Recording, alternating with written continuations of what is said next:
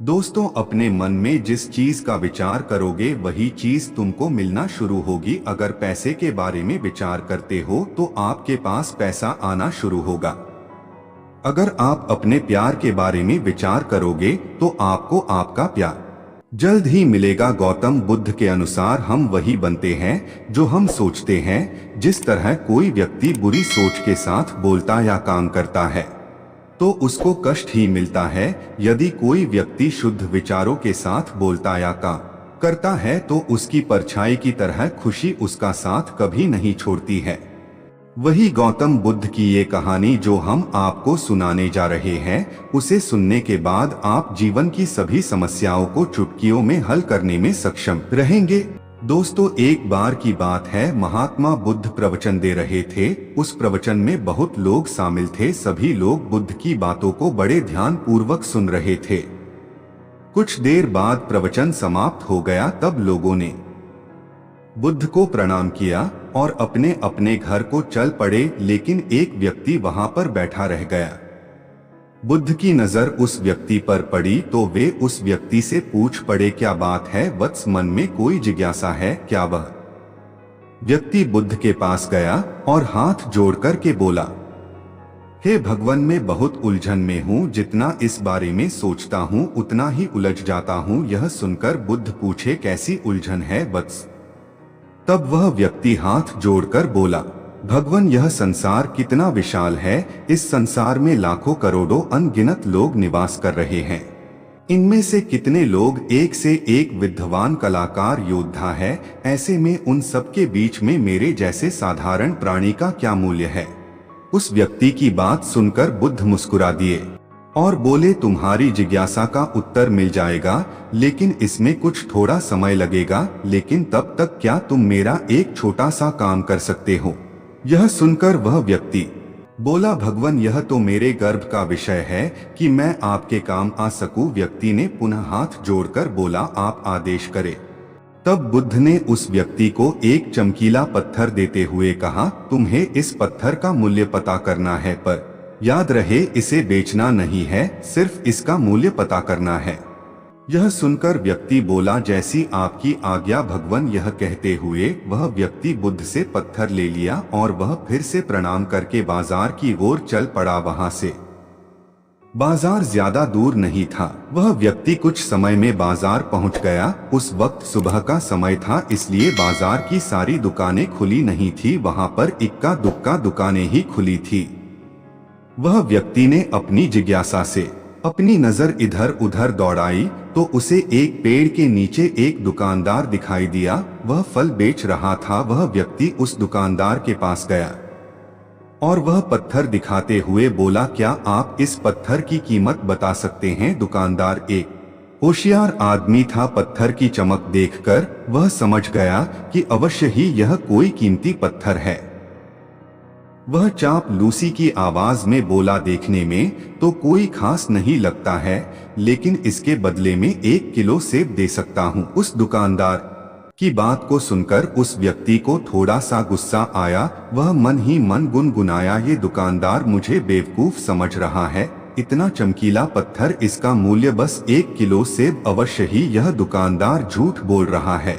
उस व्यक्ति को शांत देखकर दुकानदार बोल पड़ा, क्या कहते हो भाई, वजन करूं 1 किलो सेब? वह व्यक्ति उस दुकानदार को कोई उत्तर नहीं दिया। वह चुपचाप आगे बढ़ गया।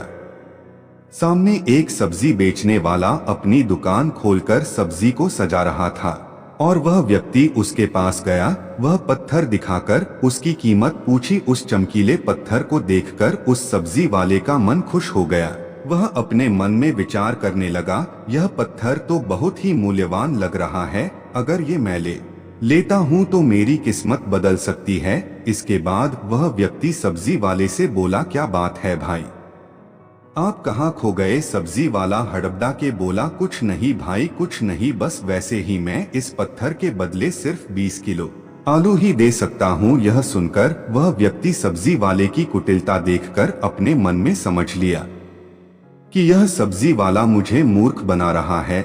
मुझे इसका असली कीमत पता करना चाहिए। यह सोचकर वह आगे चल दिया। उसे जाते देखकर सब्जी वाले ने पीछे से पुकारा, क्या हुआ भाई? अगर तुमको 20 किलो आलू कम लग रहा है तो बताओ तो सही, आप कितना लेना चाहते हो? थोड़ा और भी दे दूंगा। वह व्यक्ति ने उस सब्जी वाले के बातों पर ध्यान नहीं दिया और बाजार में इधर उधर ऐसे व्यक्ति की तलाश करने लगा जो जानकार हो और ईमानदार हो और इस पत्थर की कीमत सही से बता सके।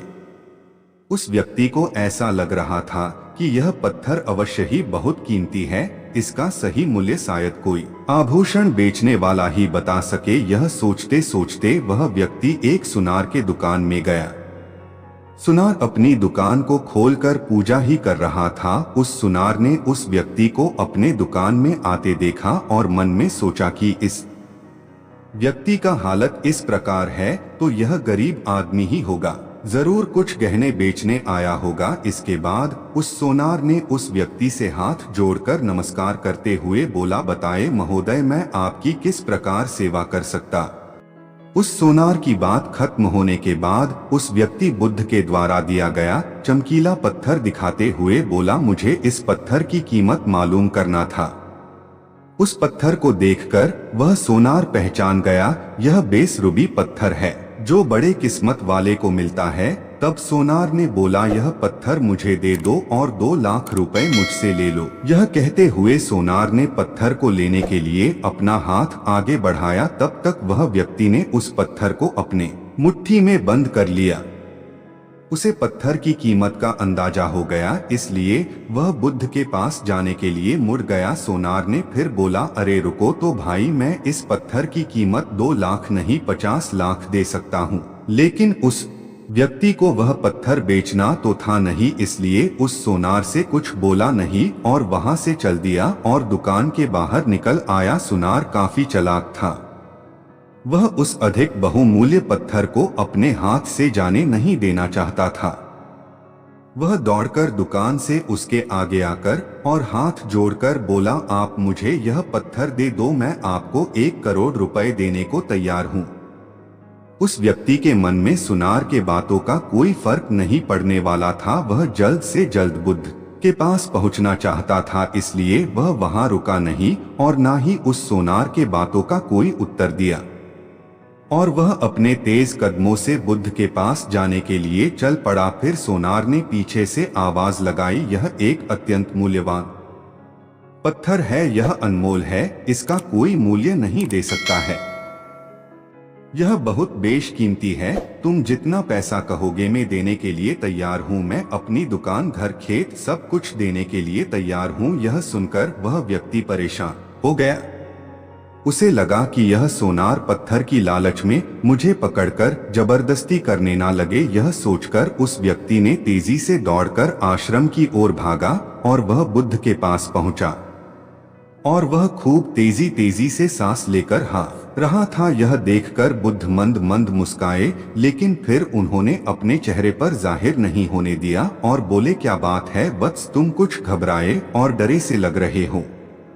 यह सुनकर वह व्यक्ति हांफते हुए बुद्ध को प्रणाम किया और सारी बात कह सुनाई जो बाजार में उसके साथ हुआ था और वह चमकीला पत्थर बुद्ध को वापस कर दिया। और इसके बाद बुद्ध ने कहा, फल वाले ने इसका मूल्य 1 किलो सेब बताया और सब्जी वाले ने 20 किलो आलू बताया और सोनार ने बताया कि यह अनमोल है। इस पत्थर के गुण या कीमत जिसने जितने समझे उसने इसका मूल्य उसी हिसाब से लगाया। ऐसे ही ये जीवन है, प्रत्येक व्यक्ति खदान से निकले एक हीरे के समान है, इसे अभी तरासा नहीं गया है। जैसे जैसे समय की धार व्यक्ति को तरासती जाती है, वैसे वैसे व्यक्ति की कीमत बढ़ती जाती है। यह दुनिया जिस व्यक्ति को जितना पहचान पाती है उसे उतनी महत्व देती है। यह कहते ही बुद्ध कुछ समय के लिए रुके और बोले, किंतु हीरे और आदमी में अंतर ये है कि हीरे को कोई दूसरा तरासता है और व्यक्ति को अपने आप स्वयं ही तरासना पड़ता है। और जिस दिन तुम अपने आप को तरास लोगो, तुम्हें भी अपना मूल्य बताने वाला कोई ना कोई सोनार मिल जाएगा।